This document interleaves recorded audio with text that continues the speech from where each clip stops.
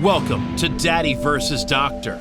Here are your hosts, pediatrician Dr. Scott Cohen and comedian Sebastian Maniscalco. What's up, everybody? Another episode here of Daddy vs. Doctor. Man, did we get hit in the mouth. We cover... It's not where we got hit in this episode. Yeah, that's the truth. We're talking micropenis, people. You ever hear of that? It's a condition.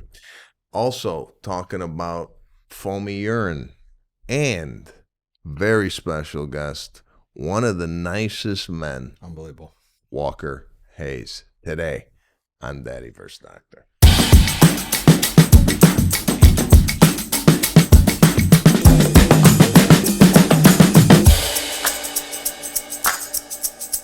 All right, this got so much response the last time we did it. We decided we got to open up the mailbag. Look at that. Again. Open up the mailbag. We're going to jump right in to the bag.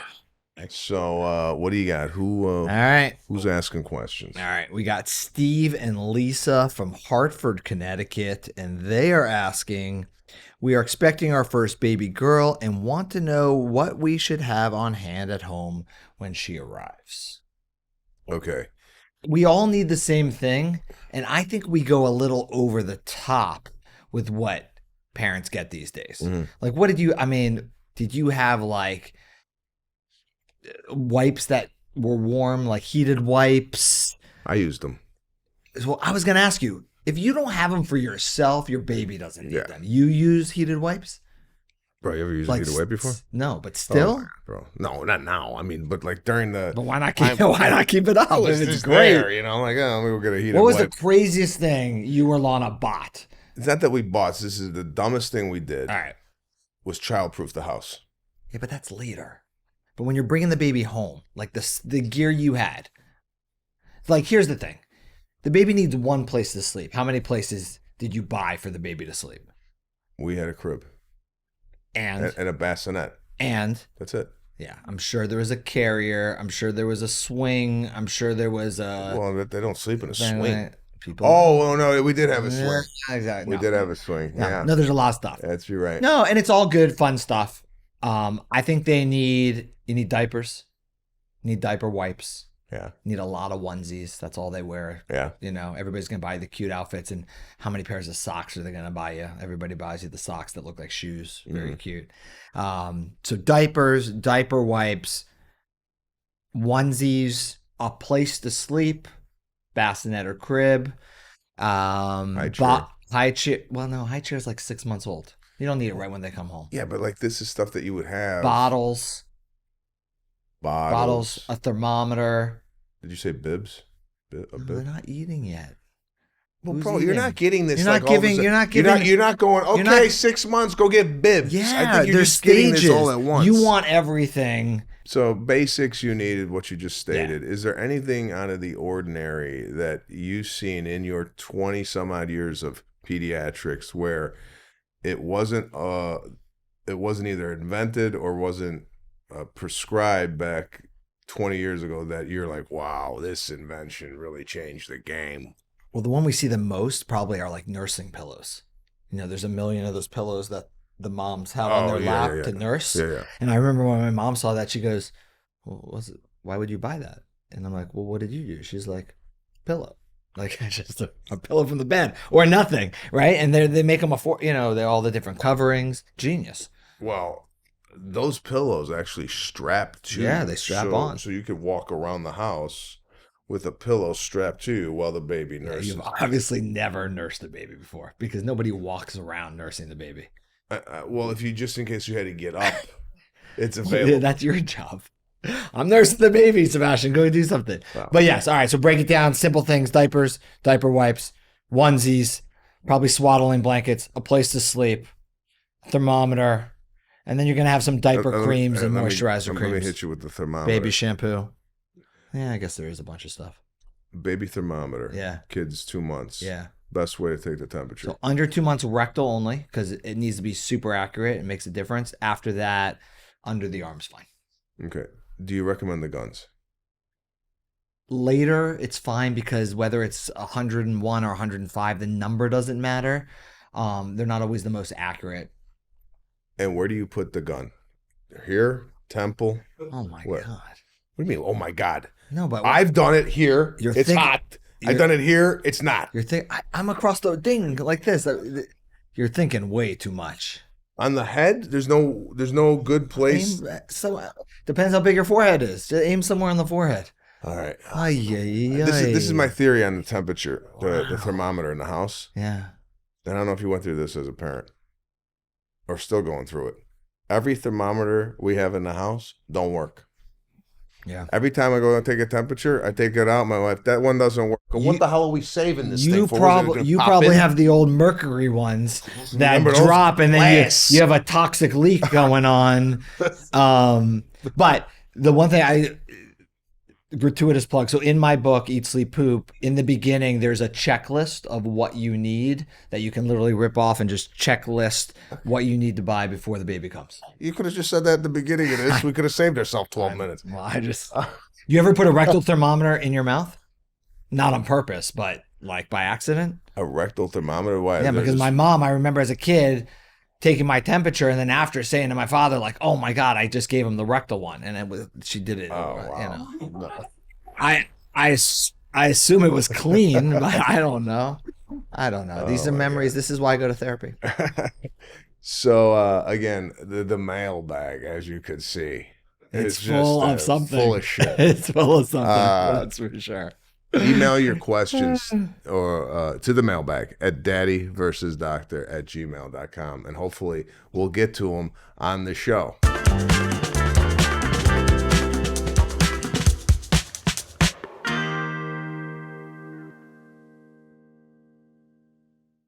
So I wrote in my question. I actually solved the solution with my son, but I guess the question is, what signs could have been more visible to me as a parent? So from the time my son was a young age, his penis was really small. I guess one of the terms. I'm sorry, we had a glitch right when you said that. Can you repeat that?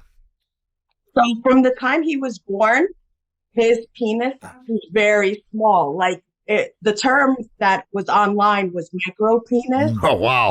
And apparently, I know, right? So apparently, it's a hormone issue from when they're born, and there are things that can be done when they're born. I guess like hormone therapy. It has to be something with like the brain. I don't know. You as a doctor, you probably know the terminology better, but until they reach puberty, apparently there's a way to resolve this problem, and it has actually nothing to do with them when they grow up. It's just a hormone imbalance, and they need certain therapy. And what I was told is when they're babies, the solution is a little bit easier than when they're like 10 years old. Now my son is 12, so at 10 years old, he started to look into the problem, and he's been seen by a specialist. But I guess my thing is, besides, the size, you figure they're babies, so maybe that's a normal thing. It's a little boy, so his penis isn't going to be huge. But what would be like other signs or something that parents should be aware of if there's like a hormone issue before they hit puberty? All right, listen. I got a lot to talk about on the micropenis. A topic dear to your heart. I think I might still be dealing with it. I mean, I'd be insulted that she called to ask you this question. I don't know. Well, listen. All aimed toward Sorry, you, I don't nothing. know. Listen. I don't know anything about anybody else's penis size, but I'm a woman and I have two boys, so I figure this is a problem. Okay. Yeah. So, I looked at Caruso's penis when he was first born. I looked at it. I saw it when I was changing his diaper. Now, I don't know what I was expecting, right? But I was looking at it going, all right, is that going to change? Like it wasn't. I didn't expect it to be like a hog, but I was expecting it to have a little, something. Yeah. No, I thought it was weird when I came in and you had a tape measure and you were like, yeah, it was interesting. Yeah. First of all, let me go Is penis size hereditary? The age-old question. There's been a couple of penises that I've come upon when I've examined babies that are extremely actually on the opposite, like large, and that you're like, Like a but then wait, when hold on. yeah. You can't skip over that. Yeah. You're examining a baby, Yeah. and you take down the diaper, and you're like, and then as a grown man, I'm a little jealous. So he's got like a man dick. It's larger than I would expect in a small child. Okay. And then when I say that, but I usually don't, I'm just like, oh, maybe they're going to charge you extra for the circumcision, make a dumb comment like that. The dads usually puff up like obviously it's from them. Then with a straight face, I typically tell them it comes from the maternal side of the family to watch them deflate. I don't know where it comes from, but there's some genetic component there from somebody. Have you heard of micropenis? Yes. So micropenis, not super common, obviously, as far as a true medical condition. And it is very hard because babies' penises do not look big. The other thing that babies tend to be very chubby and fat. And then the area above the penis, which is the suprapubic area or fat pad, causes the penis to look small. So like babies have like peekaboo penises, right? Is this making you? Oh God! When Lana and I are getting intimate, I'm gonna tell her, take a look at my fat pad.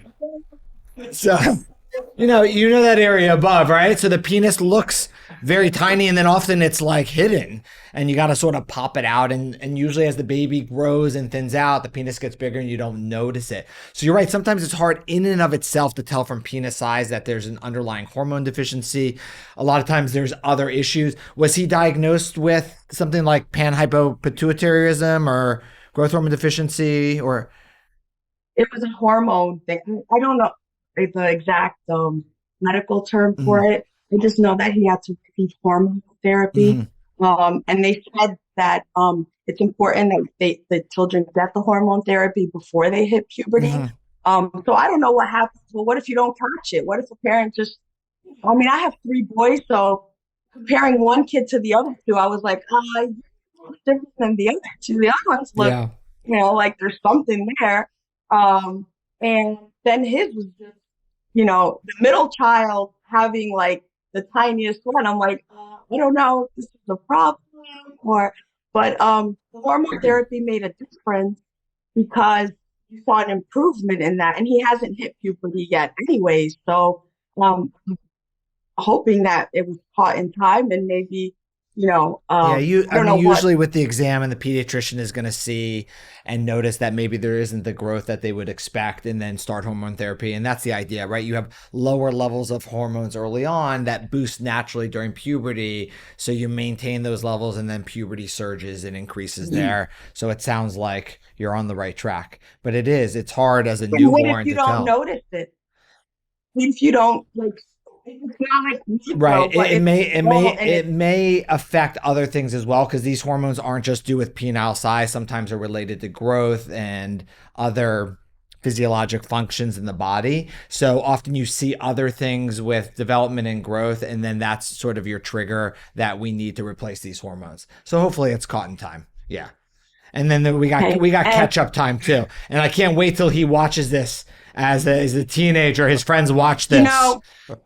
But you know what? You can tell him he's got the biggest one of them all now.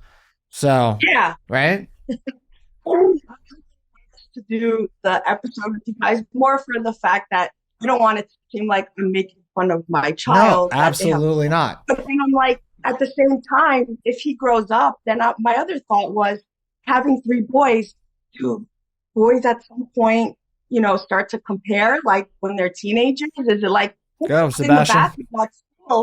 And mine was smaller than the kid next to me, then it becomes like a psychological thing, I guess. Is there a way to get them to cope with something like that? I mean, I'm a single mom with 3 boys, so how do you get kids to understand that it's okay if they're smaller than somebody else? No, it's not. And I dealt with that at a young age. I had me and my buddy we're in the woods, and he had to take a piss, right?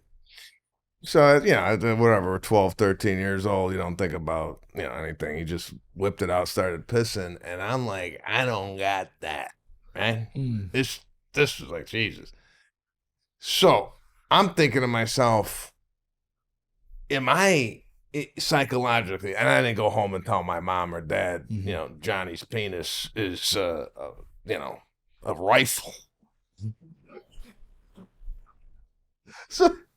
So I dealt with that going, all right, is that normal? But then I went to Camp Hastings. Here's another story. I was at a camp in junior high school, and we all had to shower together, right? Went into the shower, and there was this kid, Tony, in our school, who was 12 or 13, but had a beard. All right. So when he was showering, he was well endowed. So as a kid growing up, I saw periodically through my life a lot of penises that didn't really, I didn't see a lot of penises. I mean, this sounds like a coming of age story. I was in the woods with my best friend urinating. And I saw a lot of cock when I was in my teens. No, I was just seeing him like people pissing or shower. And, as a kid, you were like, oh, wow, I don't have what he has. Here's another question, and this might be really inappropriate, but I'm going to ask it anyway because this is a show and it's for entertainment value. Does the penis over time decrease in size? Decrease in size? Yeah. Does an 80-year-old man have the same size penis he has when he was 21? I'm just. Did you ever think about this? No. The room hasn't. I mean, God, you must stay up at night. Like, this is. Wouldn't you want to know? Do you think an older man has the same size he did when he was 21? Ask your father. I don't know. I mean, I'm dating around. No. Well, let me know. Wow. Yeah, I think, but as a mother, I think when these questions come up, everybody develops differently and at different times. And just because we're a certain way now may not always be that way.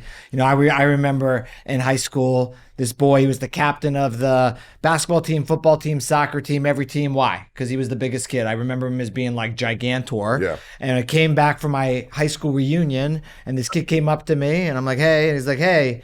And it was that kid. He was 5'7". But if you're 5'7" in sixth grade, you're gigantic. Mm-hmm. But then everybody else caught up. And I never got to be captain of anything because of him. But the point is things change and you're just there to be supportive. Sebastian's in therapy. It's all the same. Well, we appreciate you sharing such an intimate part of your life. And we're glad to know that your son is on track to coming into his own. As a young man. Micropenis. That's right. Yeah, hail the micropenis. Thanks for coming on. Yes. And enjoy your day. You too. Thank you. You got it. I have a challenge. Find me another podcast where micropenis has been mentioned. That's what I'm saying. And you got a lot of podcasts out there, right? And I would challenge anybody out there to bring me a clip of anybody talking about a micropenis. And then on top of that, anybody sharing a story about when they were 12-year-old in the woods and seeing their buddies hog. Yeah. You taught it a rifle. Yeah.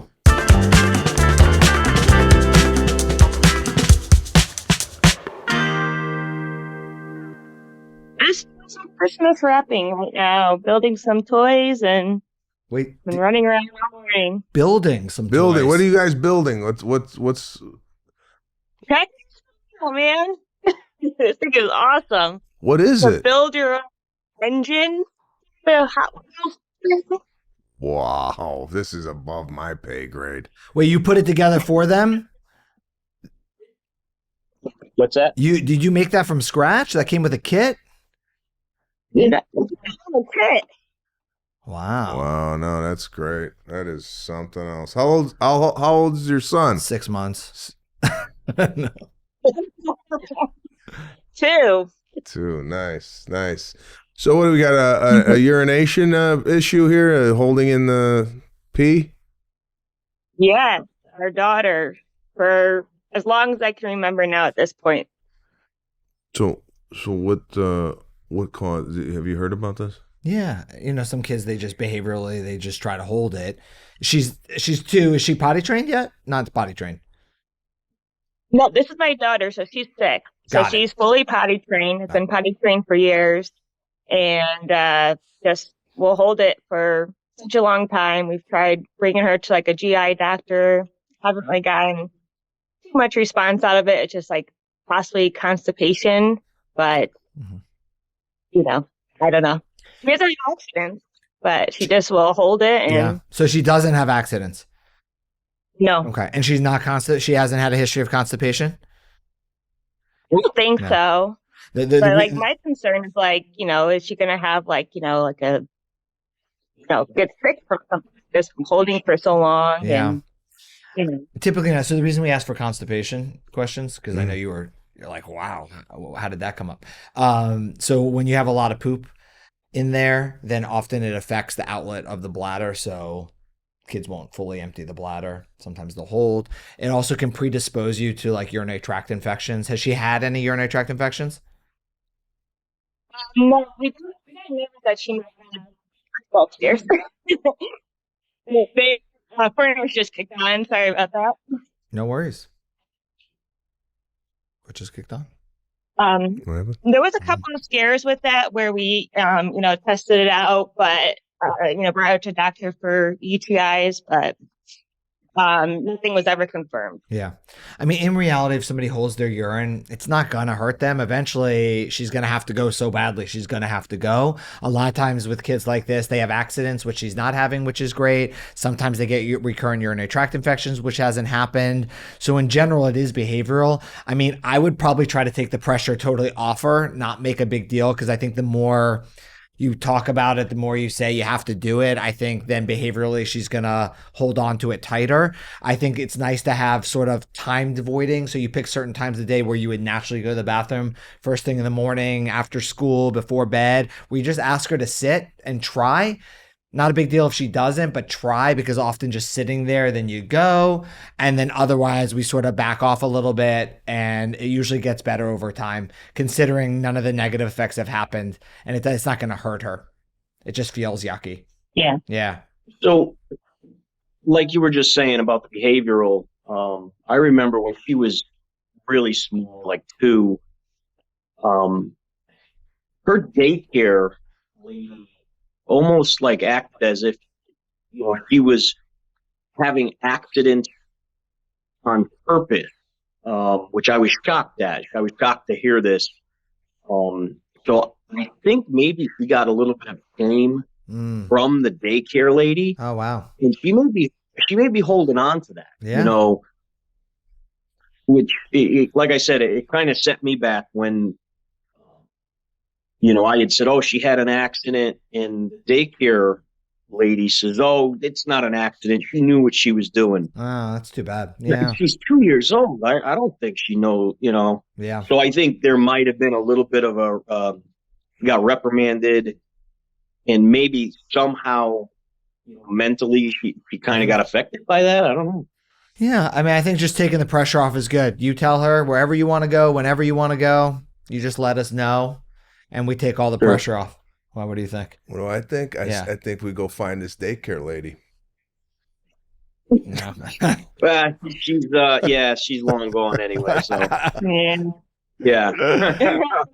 No, I'm just adding some humor to it. Yeah. What's the longest you can hold your pee? I got a pee question on my side. And we've talked about this amongst other friends and family, whatnot. When kids or adults, whoever, go pee, in the toilet, if you see foam, are you dying? No. How often do you see foam? That is. I'm sorry. The light bulb went off on his head. You guys are about the same age, so no. I haven't seen that in a while, and I saw it the other day when I went pee. And I think you got a heavy stream. You're making bubbles. No. Well, I've heard. Yeah. And again, way beyond my pay grade. If there is foam, there could be a protein that might be entering your bladder. And causing therefore kidney issues, because if you're excreting protein, it's not a good thing. Kidney issues. Yeah. But one thing your doctor always checks at every visit is a urinalysis, so they're checking for that protein, blood, signs of inflammation, so they should be checking for that. Well, no, I've had my urine checked, but at times it looks like the head of a beer. Yeah, I think intermittently, I wouldn't be too. What kind of beer? Well, intermittently. I think we're looking. You spent a lot of time looking at everything, feces and urine and friends in the woods, like lots of different things going on here. Well, let me ask you, and I don't want to bring this into the toilet. Do you, when you go to the bathroom, do you look at your urine to see if there's anything different? You're asking me, right? Yeah, you. Yeah. Yes. I mean, I think it's natural because that's the way we're facing anyway. And yes, I always look, obviously the color, the darker it is, right, correct me if I'm wrong, but you need a little more water in your system. Yeah, you kind of analyze it. Yeah, absolutely. Okay, so I'm not that off. I mean, you're looking at me like I'm nuts. No, but when you said, I know his eyes did light up. It was just because there's questions that people have that they don't even know that they have. It is, That's why you're here, to bring up the questions everybody has. That's right. Just the other day, it's funny you brought that up because just the other day I says, man, that's a lot more foamy than I've seen in a long time. Damn right it is. Yeah, you both. Right. You both should go see the same urologist, Doctor. Well, we appreciate your call, guys. Thanks, guys. Good luck building toys. I love it. Bye. Bye. Awesome. Take care. You got it. I think more people should be doing an analysis of things like that. Their body. You don't have this because you're a doctor, and I believe doctors are not hypochondriacs. So I think you can go one of two ways. You either are super or you're not at all. I tend not to be at all. I got this thing on my thumb that has been here for years, and it's not coming off. Yeah, I mean, I don't. If I had that on my thumb, I'd be in the emergency. So we'll post that. I have a cyst on my thumb that I don't know what you guys do at your holiday parties, but there was a hand surgeon there, and he said, "You want me to see if it's fluid?" And I said, "Sure." And there's like 30 people. I go, "What do you need?" He goes, "I need some lidocaine. I need 25 gauge needle. I need some." Blah, blah, blah. I went to my office, got it, came back, kitchen table, everybody around. Betadine, needle in there, Aubrey's face, my daughter. Oh, she's going to pass out, never going to be a doctor. And there was no fluid in there. So what is that? They think it's like a sebaceous cyst. They just got to scoop it out like a grapefruit. Oh, okay. Yeah. All right.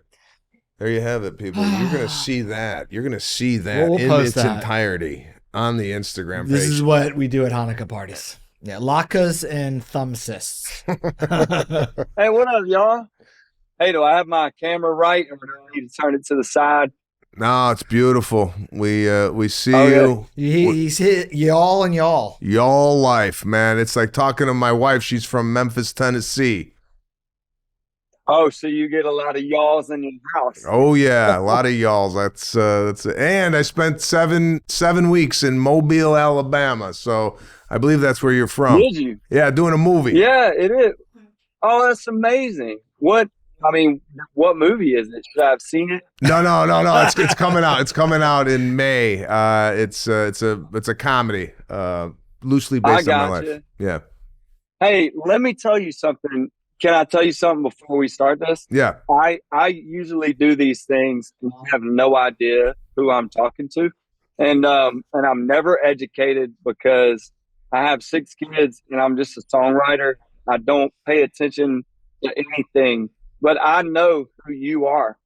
And I listen to this. Your bit about when the doorbell rings is absolutely iconic in my brain. Like, that is my childhood. Like, everybody came in, mom was glad to see people, and now we all hide. And I just want you to know that like I literally saw your face and was like, that's the guy. So anyway, that's the fact saint for you. guy. That's it. Well, I appreciate that. That's very sweet of you to say, and I appreciate you saying. A lot of people relate to that, but it's very multi-generational, and people could relate to it. And I'm fascinated that you have 6 kids, right? Yes, sir. Now, yes, sir. You being in the entertainment business, and I love to ask these questions to people that have a family and are entertainers. How do you balance fatherhood and your career, or do you even think about it? I don't think about it because it's just not possible. I mean, my wife and I moved here in 2004, and everybody was like, hey, wait on the whole family thing. If you're going to do the music thing, it's not really conducive to having a big family. And so we got pregnant. And then people were like, oh, you can do it with one, but you probably don't want to have more, and then we got pregnant again. And then it's like, we just did not listen to anyone who said that it wouldn't make sense, in my work. Hey, you're an entertainer, the travel. And it has not been easy to balance. And I'll say my saving grace is that my wife has always homeschooled our kids. So that allowed me to be a present father in a line of work where you normally don't get to do that. So really, to me, that was the saving grace. Obviously not for everybody, homeschooling, but all my kids are homeschooled. And so they travel with us on the bus. And balance, that's not the word I would use. I mean, it is chaos. There's dogs everywhere. There's kids everywhere, trash everywhere. But it brings it, we're able to be together, But man, I mean, I would never dare say I've ever had a good balance with it. That's always been a fight, a tug of war for sure. Yeah, no, I wrestled with that myself. And I only got 2 kids, and like, I never wanted to be like in Montana doing a show, and then my kid is doing a recital. I wanted to be there for them throughout those kind of those years that they're kind of young. So, what's the age range? Man, I get it. My kids are almost 17. My oldest daughter is 16, and my youngest is 9. And to your point, talking about the Montana and the recital, my dad was a real estate agent, and I mean, bro was glued to his phone. You know what I mean? And I took it personally growing up.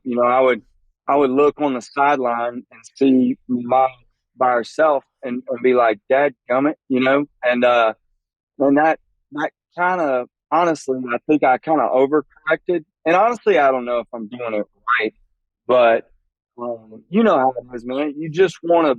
The other day, my son drummed for a church like youth group thing, and I just begged. I was like, can I just go to the rehearsal? Is that dorky? And thank goodness he was like, yeah, it's cool. You can go. And I just try to be at everything I can because, like you said, there's some opportunities you just can't, Yeah. and your kids will understand when they get older, but it's hard as a kid. I remember as a kid, it was hard not to take it personally. Like, oh, Dad would rather be working, than be here. And it's just tough. It's tough to understand that when you're a little kid. Absolutely. So having 6 kids, is this something that you come from a big family and you wanted a big family, come from a small family? Always fascinated once you start going past 3 or 4, is it like, are you crazy? Yeah, everybody always asks. They're like, "You Mormon? You Catholic?" They always give us the routine questions. But I came from a family of 9, and my household was crazy. My mom had 4 kids. She had 3 boys and a girl. And my dad came from a previous marriage with 3 girls and a boy. And then they got married and had me. And so honestly, I'm closer in age to a lot of my nieces and nephews. So I always love just tons of kids, tons of family. And so, Lainey and I didn't have like a number in mind, but we just kept going. They kept everything we spit out was good. So it's like, hey, let's see what comes out next. Now we do have, honestly, this makes people think we're crazy, but we would have more.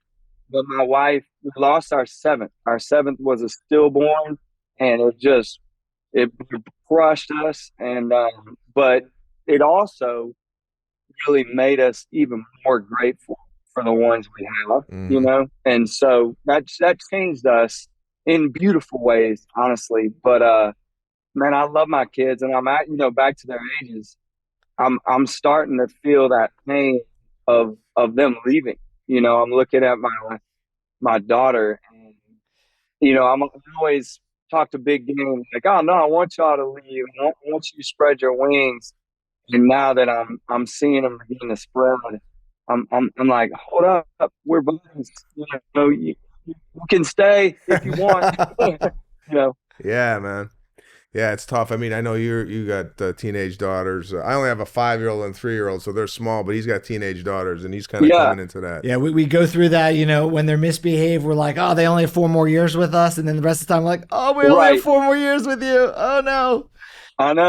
I know, man. I mean, it's so cliche, but good Lord, it's the truth that you're holding them in one hand, and then one day they're like almost your height, and they're adult, in your house, and it's fun, but I can feel that sting. I mean, there will be tears shed, that first night Leela's not in the house. I mean, she has been a rock for our marriage, for our family. She has been going through some tough times for sure. We were just talking, Sebastian was just saying how, he just watched his daughter in a recital and he was in the back by himself bawling. And I can tell you are a proud papa, and there's probably many of these moments, but do you have like a big proud papa moment you can remember? Yeah. I mean, there's those obvious moments, and I'm sure you guys can relate. It's when my kids are face to face with adversity, and they get up, is when that really just choked me up. I've seen just your normal, like my son Bay's in a baseball slump, and you can tell he's getting up to the plate and he's not doing what he feels like he's capable of doing, and then he gets up and he gets himself out of it, rather than kind of wallowing in that, like, what am I doing wrong? He figured it out. Same with my daughter Leela. Like, I'm noticing she's experiencing the whole broken heart thing a little bit, and just relationships are getting a little more complicated as she gets older. And I love watching her navigate. One thing I just watched my daughter do is, in my show, I have 3 professional dancers. They've been dancing their entire life. And I basically watched Leela start at basically ground zero, learn the whole show with these girls who have worked their whole lives, to dance professionally. And she joined them. And the only favor I did was give her the opportunity. And I told her, if you can't hack it, it's no big deal. You shouldn't be ashamed. These people have danced their entire life, but at the end of my tour, we were face to face, the whole night in this show together. And I was like, this is iconic. I will remember this to the day I die. You and me standing on the stage, performing in front of 10,000 people, just having fun, and, she worked her butt off. But man, I am such a puddle. I mean, my kids could literally like blow a bubble with bubble gum, and I'm like, oh my God, let me take a picture. I mean, I am I'm the sappiest, dad, and I have to ask my kids, I'm like, hey, it embarrass you? When I used to get home off the road, and I know the coach hated this, but I would go into the dugout and hug my son. I hadn't seen him in a week, and I'd be like, I don't care what any of you dads say. I'm going to physically hug my son. I will not wait till this game is over. And you can judge, you can do whatever you want. But I'm gonna give him a hug, And so I don't know. Maybe I go a little.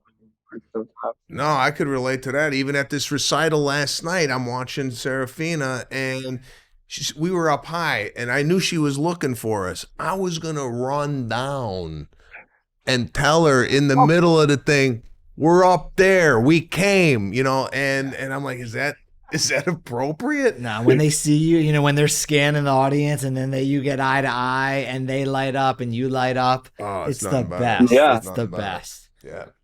That's a moment. It's a moment. So I know you've had, we won't keep you much longer. I know you had. No, you're good. I love this. Okay, you've had 6 kids. You've kind of been through colds, flus, what have you. Was there one thing in particular that you had a question about? And if you don't, that's fine. To ask the doctor in regards to, we've had callers call in and say, hey, just the last caller we had, her son's penis is small. We've we've gotten she needs to look at her husband. She should have married another dude. Well, I found out there's a thing called micropenis, which is a. Oh yeah. Which is. It's like, yeah, give me a go. I've heard of this. But no, I mean, if you had a question or anything in regards to pediatrics that you were like, oh, I want to ask a doctor, or anything that's come up with your kids that was like concerning, like Sebastian's daughter was in the hospital with some breathing stuff. Anything come up with the kids? No, I actually, we are. This may, and you. I don't know if this is a controversial topic to bring up. I've been known to say the wrong thing before, so pardon me. But when I'm actually going to Rwanda soon, and all of my kids are not. They're all different levels of vaccination, and I'm just curious, have you done any of that? Like traveling abroad, would you recommend just going to get A through Z? Let's just load them up. Do you catch them up week by week? We're not like pediatric regulars in our house, so I don't really know. Maybe some advice on that would be helpful. We're going in March. Okay, so you've often heard we're going to whatever South Africa. You need these shots to go there. Do people not get these shots and just go in and see what happens, or what's the recommendation? Yeah, I mean, sometimes for international travel, and it really depends, the CDC website has where you're going, what time of year different illnesses are more likely, mosquito illnesses, things like that. And in countries like where you're going, sometimes malaria prophylaxis is important, like taking medicine so you don't get malaria. And then there's other medicines like typhoid and yellow fever. And these aren't your typical vaccines, right? We don't do it in the United States because we don't have to worry about these illnesses. Though it is often worthwhile at least to have that discussion with a travel doctor about it for both you and your wife and the kids, because these illnesses are much more serious and because of where you're going. And it really, again, depends on the city and the time of the year and what's going on. And then, as they get older, a lot of the vaccines they may have gotten as children, if they haven't, you sort of outgrow them. Like we don't give them. But then there's some older vaccines that also may be worthwhile for international travel, as well as being in the United States, things like meningitis and things like tetanus, because again, these are more serious things that they could be exposed to. So it's probably worth the conversation, especially a big trip like this, just for the sake of, prevention as best as possible. Right. Yeah, no, we'll definitely check in with a doctor we trust. And I think he actually lived over there Yeah. for some time, so Perfect. he knows, I think realistically, like, Yeah. What's likely, what we what's all need. not. Exactly. Right. Yeah. So you can go enjoy. Okay, and the final question: the song you had, I only know it as the Applebee's song, right? Yeah. Okay. Yeah. Now, this was a song that became popular. There's also a dance attached to the song. I Right. often wondered, do you, the artist, are you working with TikTok people and going, here's this song, come up with a dance as like a promotional tool for the song, or does this all look, happen organically? Yeah, I mean, I don't think anyone believes me like when I answer this question because look, here's the deal, guys. Coming out of COVID, I'd had 430 something 7 days with no show. I had no clue what was about to happen with my music career. It was we were kind of have to like recharge it, because I hadn't been out there playing. I hadn't had a lot of music out. I had an EP coming, which had 6 songs on it. And I mean, they were all right. But one of those songs on that EP was Fancy Like. I had no contact with Applebee's. I never even assumed Applebee's would even like the song. I just loved the song. And over COVID, my daughter and I got on TikTok. My team said, "Hey, you need a TikTok." I was a little frustrated. I had literally just figured out Instagram. So I was like, man, I don't need another social platform. So my daughter and I did a bunch of dances just for fun. We would do the trendy ones and make up a few. One Sunday, literally the 2 days after Fancy Like was released, my daughter, we came home from church. She said, "Yo, Dad, Fancy Like needs a dance." You guys, I'm not lying. We made up that dance. Less than 30 minutes. My wife filmed it twice. We posted it. And by the next Sunday, it had over 15 million views and the internet was broken. Applebee's was calling. It was insanity. I mean, I literally went from like, hey, I'm just chilling at the house, hadn't shaved in 100 years. And then all of a sudden, we're on the Today Show, and that dance is every freaking way you look. I mean, none of it was planned. Wow. Absolutely none of it. Now I'm like, man, how do we do that again? And I can't figure it out. It's crazy. That's nuts. We're gonna get Sebastian to do that dance. We'll send it. Come on. Yeah, You got to do it. We're gonna do it. And your daughter must have a pass for everything now. I mean, if she does anything wrong, she'll be like, "But Dad, remember the Applebee's dance?" Remember the dance? Yeah. No, we have honestly, the coolest thing I ever got out of this was I got a gold card. It's like free Applebee's for life. So, I mean, when I get to hang with y'all, I'll take you out, you and your families. It's on me, man. Let's do it, man. We're going to Applebee's. Let's go. Well, let's go. Listen, man, we really appreciate taking a sliver of your time to talk to us today. And where are you at? Where are you in Tennessee? I'm in Nashville. Yeah, I'm actually right south of it, in Thompson Station. And I'm actually meeting the kids. We're doing the Santa picture today. The yearly thing. So that's what we're about to do. But, man, I love it.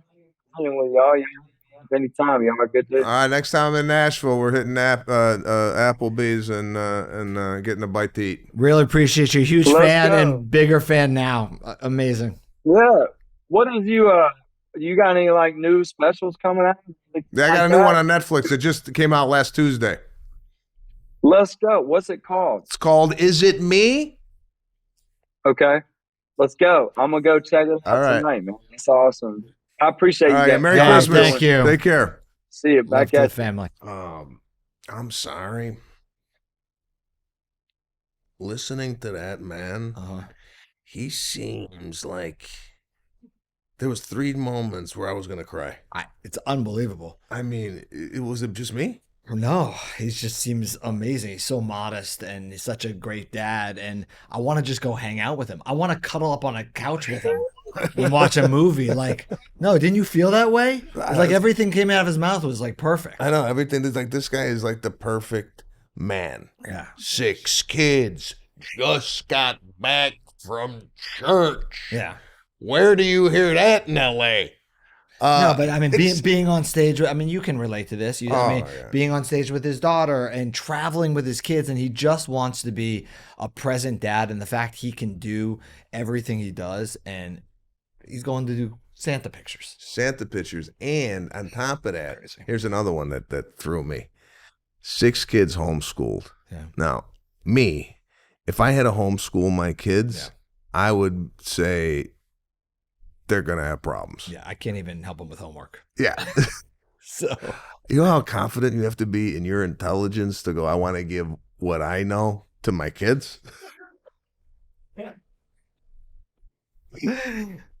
That's another level, bro. There's no way I could teach my kids the basic foundation of what they might need to flourish. Honestly, after that, I want a recurring segment called Y'all Parenting, where he just comes on and just gives a tidbit every once in a while, because I will be all ears open. I know. That guy is fantastic. Well, another great show. Walker Hayes, one of the nicest guys I think I've ever spoken to. I could sit and speak with him for days. Guy's amazing. 3 times during that interview, I wanted to weep. All right. The guy has a voice where he almost is on the verge of tears.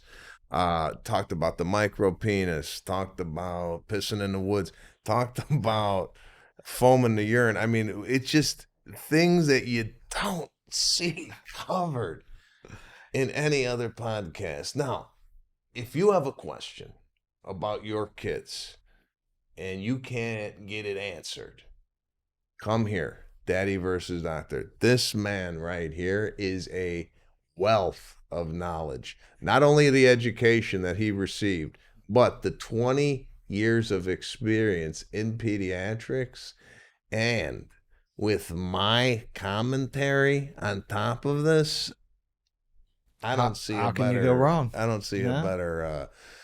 Email us, daddyversusdoctor@gmail.com. If you can't get on with us and you just want to, have a question answered, we have a mailbag that we pick from. We pick and choose. So email us there. Have a great day. And can we play us out? Do we have licensing on Walker Hayes' fancy life to play us out of here? If not, we're going to get a cheaper version at a library that we have access. We can hum it, right? No, even if you hum it, you got to pay for it. Oh, really? Yeah. No, I won't hum it then.